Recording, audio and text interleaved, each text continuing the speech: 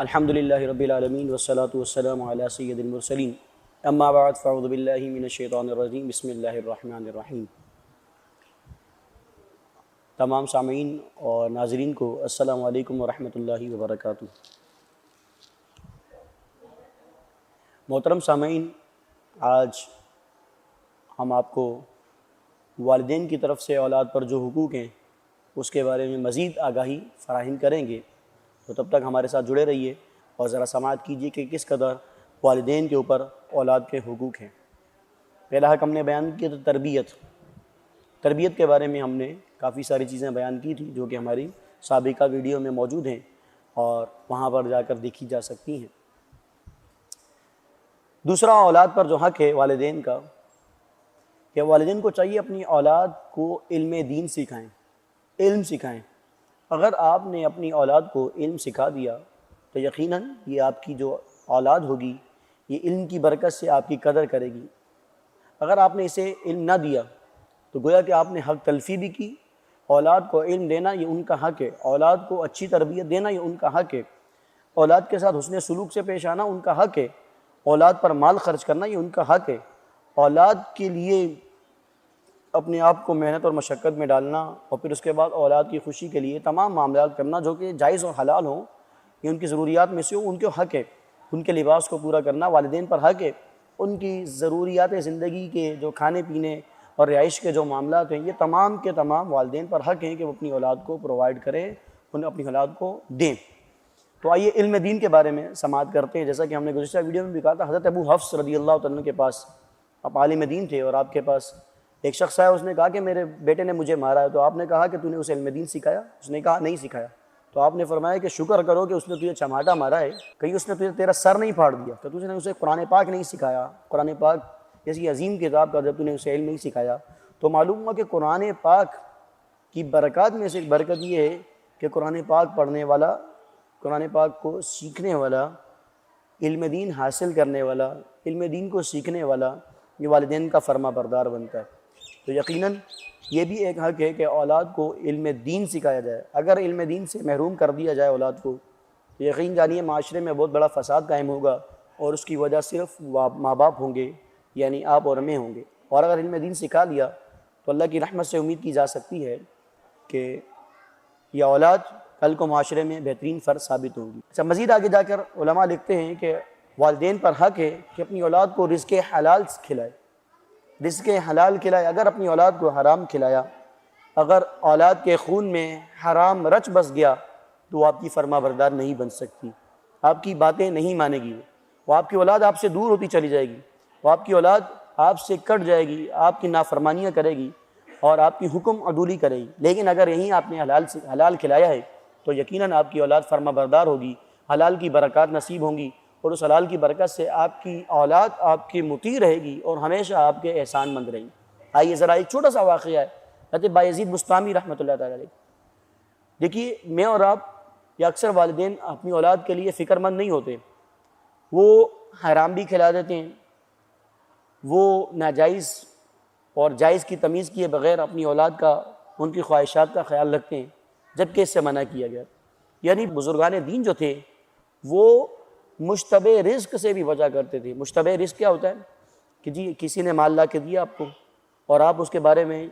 شک میں ہوں کہ یار یہ حلال تھا یہ حرام تھا، یہ حلال ہے یہ حرام ہے، اس کو کہا جاتا ہے مشتبہ۔ تو امام حضرت علامہ بایزید بسطامی رحمۃ اللہ تعالیٰ علیہ کی والدہ فرماتی ہیں کہ ایک مرتبہ میرے پاس کچھ چیز آئی اور وہ مشتبہ تھی تو میں نے اسے کھا لیا، اور جو ہی میں نے اسے کھایا تو میرے پیٹ میں جو میرا بیٹا یعنی بایزید بسطامی تھے وہ اندر بلکنے لگے، اندر وہ ہلنے لگے، اندر وہ پریشانی کے عالم میں مضطرب ہونے لگے۔ تو آپ فرماتی جب میں نے وہ مشتبہ رزق اپنے منہ سے نکال دیا، یعنی جس کے بارے میں مجھے علم نہیں تھا یہ حلال یا حرام ہے، جیسے ہی میں نے اس کو باہر نکالا تو پھر میرے پیٹ کو سکون حاصل ہوا۔ اللہ اکبر! ذرا دیکھیے کہ یہ اللہ کے ولی ہیں۔ جب والدہ اس قدر پارسا ہوں تو اللہ کے ولی پیدا ہوا کرتے ہیں۔ اگر والدہ نے رزق حلال کھایا ہو تو اللہ کے ولی جنم لیتے ہیں، اور اگر اللہ نہ کرے والد نے حرام کا اہتمام کیا ہو، اپنی اولاد کو حرام کھلایا ہو، تو یقیناً اس کا وبال اس شخص پر بھی آتا ہے جس نے حرام کھلایا، اس والدہ پر بھی آتا ہے جو معاون بنی۔ تو لہٰذا رزق حلال کھلائیے اپنی اولاد کو، حلال کا لقمہ ہو اگرچہ ایک ہو تو یہ حلال کھلانا بھی والدین پر حق ہے کہ وہ اپنی اولاد کی جائز خواہشات کو حلال طریقے سے حاصل کر کے اپنی اولاد کو پرووائڈ کریں، یہ والدین کا حق ہے۔ اسی کے ساتھ ساتھ علم پر بھی بات ہو گئی، تربیت پر بھی بات ہو گئی، اور پھر اس کے بعد اچھا اخلاق سکھانا، یہ بھی والدین کی ذمہ داری ہے، اپنی اولاد کو اچھا اخلاق سکھائیں۔ جان کائنات جناب محمد رسول اللہ صلی اللہ علیہ وسلم نے ارشاد فرمایا تمہارے بہترین اخلاق کا جو مستحق ہے تمہارے والدین ہیں۔ اور پھر اس کے بعد دوسری جگہ ارشاد فرمایا کہ اگر کسی کے والد فوت ہو جائیں تو اپنے والد کے دوست کا بھی اسی طرح احترام کرے جس طرح اپنے والد کی زندگی میں کیا کرتا تھا۔ اللہ اکبر، ذرا غور کیجئے کہ صرف والد کے دوست، ابھی چچا نہیں، خونی رشتے نہیں، ان کا بھی ادب و احترام کرنے کا حکم دیا گیا ہے۔ لیکن بدقسمتی سے ہمارے یہاں کیا ہوتا ہے کہ اگر والد کے ساتھ اس کے بھائی کی انبن ہو جائے تو والدہ بچوں کے کان بھرتی ہے، والد جو ہے وہ بھری محفل میں اپنے بھائی کے بارے میں باتیں کرتا ہے، نہ ایسا نہ کیجیے، خونی رشتوں کو اس طرح جو ہے وہ عیبدار نہ کیجیے، اس طرح ایک دوسرے کے عیب نہ اچھالیے، بلکہ الگ پرسنلی طور پر اس معاملات کو ڈسکس کیجیے کہ جس طرح حضور علیہ السلام کی تعلیم کیا ہے کہ اپنے والد کے دوست کے ساتھ بھی ادب و احترام کرنا ہے، ٹھیک اسی طرح جس طرح آپ اپنے والد کا زندگی میں کیا کرتے تھے۔ تو اللہ اکبر، ذرا غور کیجیے کیا ہم کرتے ہیں؟ تو اپنی اولاد کو اخلاق سکھانا ہے، مثبت سوچ،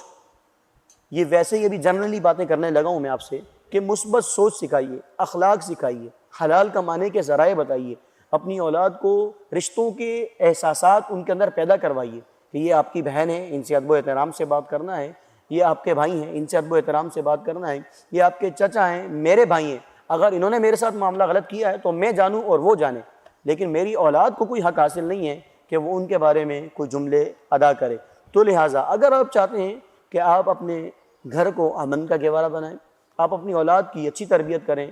تو چونکہ یہ ہمارا ایک لمبا ٹاپک تھا، ایک وسیع ٹاپک تھا، تو اس کا نچوڑ میں آپ کے سامنے عرض کرنے لگا ہوں کہ اپنی اولاد کی تربیت کیجیے، اپنی اولاد کو حسن اخلاق سکھائیے، حسن کردار کا عادی بنائیے، اولاد کے سامنے جھوٹ مت کہیے۔ بدقسمتی سے ہمارے یہاں کیا ہوتا ہے کہ جی اگر کوئی باہر آ جائے اور اس سے کوئی ایسا معاملہ ہو ہمارا، تو اگر وہ گیٹ بجا دے تو والد ہی اپنے بچے کو کہتا ہے کہ جا کر کہہ دو بیٹا ابو گھر پر نہیں ہے، تو بچے آ کر ان صاحب سے کہہ دیتے ہیں کہ ابو گھر پہ نہیں ہے، حالانکہ ایک عام سی چیز ہے یہ، لیکن علماء فرماتے ہیں یہ جھوٹ ہے، اور جھوٹ کی تعلیم کو عام کرنا ہے۔ آپ نے اپنے بچے کو کہا کہ بیٹا باہر جا کر کہہ دو کہ ابو ابھی سو رہے ہیں، ابو ابھی جو ہے وہ گھر پر موجود نہیں ہے، تو یہ جھوٹ ہے، اور اس جھوٹ سے بھی منع کرنے کو کہا گیا۔ حضور علیہ السلام کے پاس ایک خاتون تھی اور اس نے اپنے بچے کو بلایا اور اس نے کہا کہ بیٹا ادھر آؤ میں تمہیں کچھ دوں گی، تو حضور علیہ السلام نے اس خاتون سے مخاطب ہو کے فرمایا کیا تو واقعی کچھ دے گی؟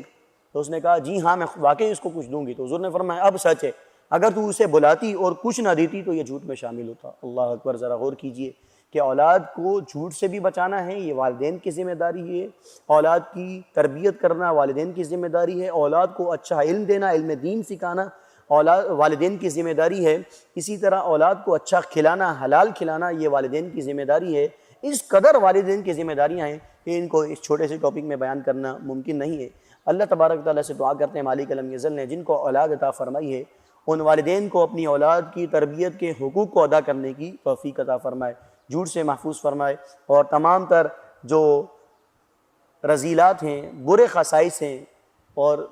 جنہیں معاشرے میں معیوب سمجھا جاتا ہے، اللہ تعالیٰ ان سے ہماری اولادوں کو محفوظ فرمائے۔ جڑے رہیے انشاءاللہ عز و جل۔ اگلا ٹاپک ہمارا بیٹی کے حقوق پر ہوگا کہ بیٹی کے شریعت میں کیا حق ہیں، انشاءاللہ بیان کیا جائے گا۔ تب تک کے لیے اجازت دیجیے۔ السلام علیکم ورحمۃ اللہ وبرکاتہ۔